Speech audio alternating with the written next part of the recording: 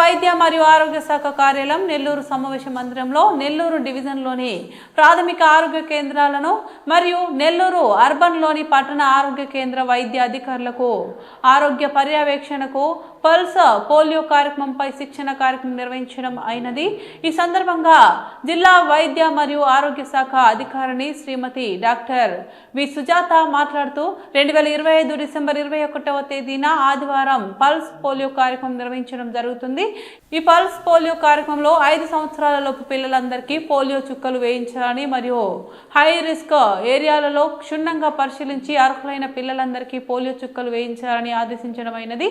జిల్లా వ్యాధి నిరోధక టీకాలు అధికారి డాక్టర్ ఉమా మహేశ్వరి మాట్లాడుతూ ముందస్తు ప్రణాళిక ప్రకారం పల్స్ పోలియో కార్యక్రమం ఏర్పాట్లను ప్రాథమిక మరియు అర్బన్ ఆరోగ్య కేంద్రం పరిధిలో ఏర్పాటు చేసుకోవాలని సూచించడం జరిగింది.